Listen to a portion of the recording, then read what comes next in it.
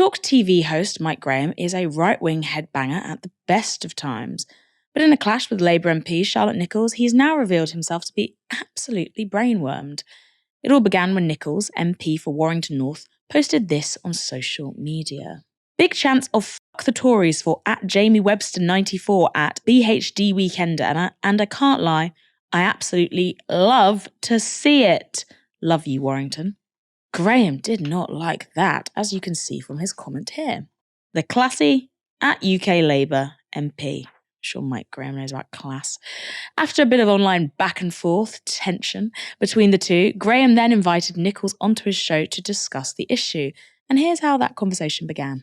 The reason I wanted to have you on, to be honest, Charlotte, is that you've talked a lot in the past about the toxicity of social media and how unfortunate things that are said on the internet can lead to problems in real life. And I thought to myself, well, hang on a minute, this is a bit of a hypocritical tweet to put out, isn't it? I don't think it is, because the sorts of things that I'm talking about are some of the conspiracy theories around vaccines, misinformation that's put out about various people. It's those sorts of things that I'm talking about. I don't think a generic chant about a political party is part of that kind of toxicity, and I don't think that it can be considered an incite to violence.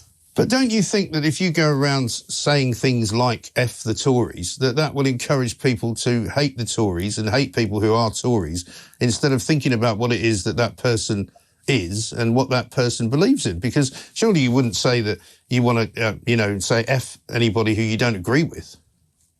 Well, again, I think you have to consider why people in Warrington are chanting that at the moment. And it's probably something to do with the new hospital we're now not getting, the sewage that's being... Oh, come on. No, it isn't. It's everything to do with the fact they're young people at a pop concert. I would expect them to chant it. I'm not having a go at them. I'm having a go at you for endorsing it. I'm saying, of course they're going to chant that. It's a bit like when you go to Glastonbury and they're all singing for Jeremy Corbyn.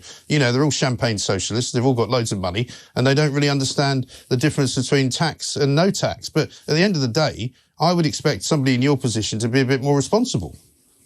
Well, as I said, I'm not singing it. I was reporting the fact that it was being sung. But you're applauding it, though. I love the fact that people are blaming who is responsible for their problems rather than scapegoating people that aren't responsible, which the government's been trying to get them to do. I feel like my brain has just leaked out of my ears, but that was not the end of the exchange. Not happy with that answer, Mike Graham pressed proudly on. But you've said, I've had someone come to my office with a knife before, I've had physical violence against me, and then she says a lot of that has been whipped up by things that have been said online. Don't you think that's what you've just done? No, it has been whipped up by things that have been said online, including all sorts of grand conspiracy theories that I'm apparently part of as a Jewish member of parliament. That's a very different matter from people doing generic chanting about a political party who are in government and who have given people every reason to hate them, frankly. So you think people should hate the Tories then? I think people should hate the government, yeah. Really? See, I find that an extraordinary position for a democratic politician to have. You also said this: I think ultimately that in all of us in some form of public life, whether it's in the council chamber or the chamber in Westminster, need to be modelling a good kind of debate that is based on policies and not personal attacks. Again, show me How is that in any way equal to what you've endorsed? Again, show me where it's a personal attack on anyone. Well, you're basically encouraging people to hate the Tories. You just said it. You just said people should hate the Tories. They should hate the government because of what the government's been doing. Well, should they hate Tories? Well, all right. Should they hate Tories then? Pardon? Should they hate Tories? They don't hate individual people, but they should hate the party, what the party stands for. So they should. Well, should they? No, it's a simple question. Should they hate Tories? I literally have just answered your simple question. That was the moment that Graham's brain finally gave up the ghost and broke into, leading him to ask Nichols this. All right, let's turn it around then. Let's say people said to you, I hate Jews, but I don't hate you. How would you feel about that? Honestly, trying to say that F the Tories is in any way comparable to anti-Semitism. No, I'm saying that you're attacking a group of people, right? And I'm saying that you're, as a Jewish individual, just a member of a group of people. But if somebody said, I hate Jews, you would make that hate speech, wouldn't you? It would be hate speech. But so why is I hate Tories? So why is... Hang on. Tory is not a protected characteristic. Well, why is I hate Tories okay and I hate Jews not okay?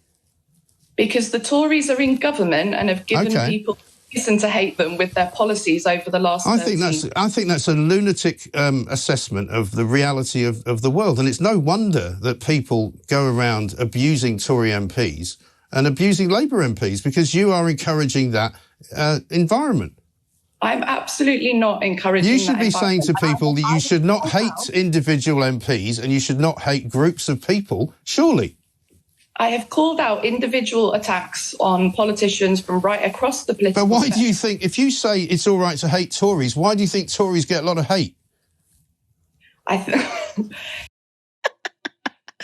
We do be living in a society. The logic there is, in case you couldn't keep up, people hate the Tories because Charlotte Nichols says it's okay to. Absolutely nothing to do with what they've done to us.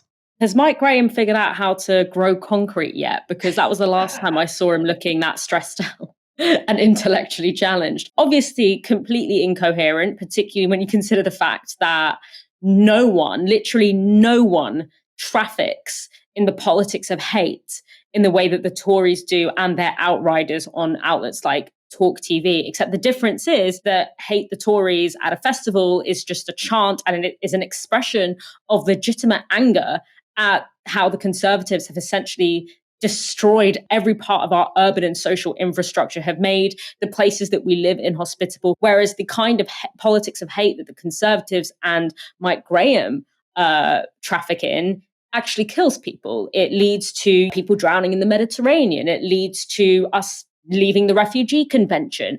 It leads to far-right protesters descending upon detention centres.